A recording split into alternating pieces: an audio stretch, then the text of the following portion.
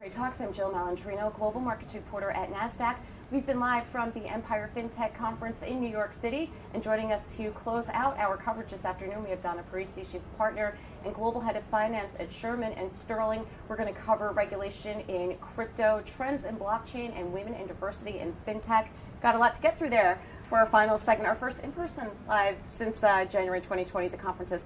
Let's talk about the current landscape with crypto regulation, because a lot has changed since we were all together at the last conference. That's the big open question on everyone's mind right now, is especially where's the U.S. headed with regulation of crypto? Will there be room for crypto continue its explosive growth, or will the U.S. clamp down?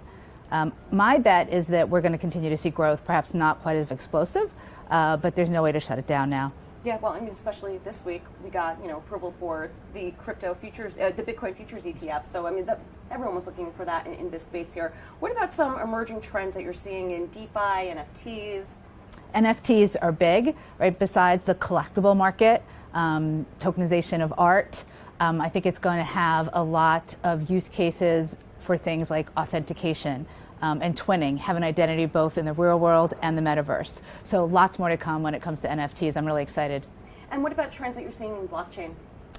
Blockchain, DeFi, right? I feel, 5 to 10 calls a week with some sort of DeFi thesis.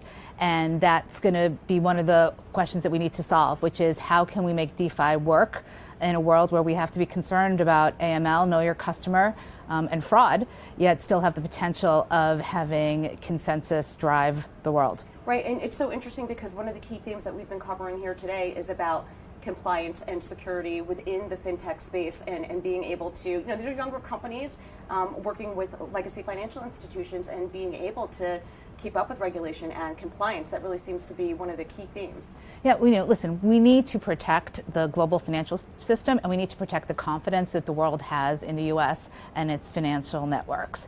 That being said, we need to find ways to use blockchain and crypto and other technologies to do things differently, because the existing rubric hasn't really served everyone well.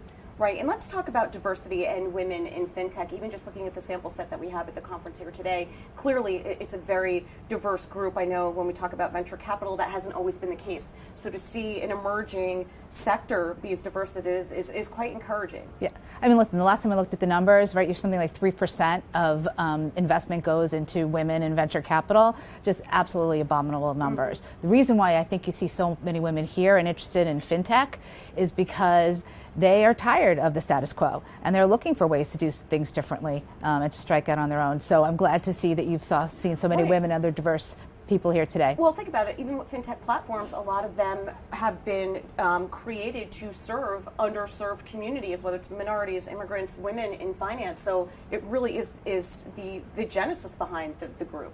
Absolutely. All right. Well, Donna, we appreciate the insight. Thanks for joining us on Trade Talks. I'm Jill Malandrino, Global